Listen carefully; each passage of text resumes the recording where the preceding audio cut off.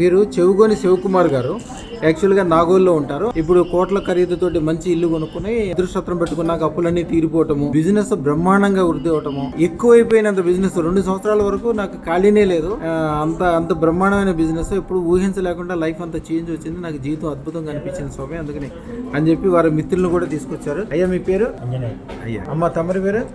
సత్సంగ్ అంటారు దాన్ని. ఎప్పుడు కూడా నేను ఒక్కడే బాగుపడటం కాదు, నా వాళ్ళు కూడా బాగుపడాలనే ఉద్దేశం ఉన్న వాళ్ళు ఆటోమేటిక్ గా బాగుపడతారు. నా అదృష్టం పెట్టుకున్న వాళ్ళు రోజుకి 10 మందికి చెప్తుంటారు డైలీ, మేము పెట్టుకున్నాక ఇంత బాగుపడ్డాను, ఇంత మంచిగా. ఆయన సంతోషం, ఆయన మొక్కలో ఉన్న సంతోషానికి కారణం ఆయన ఈ రోజున ఎవరికైనా ఇవ్వగలరు. చెయ్యి పైన ఉంది కానీ కింద అవసరం లేదు.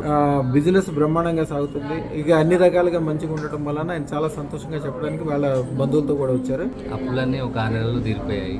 6 months లో డబ్బులు తీరిపోయాయి. స్వగృహం తీసుకుందామన్న ఆలోచనతో అడుగు వేశారు. ఆ రోజు నా చేతిలో 90,000 ఉంటాయి.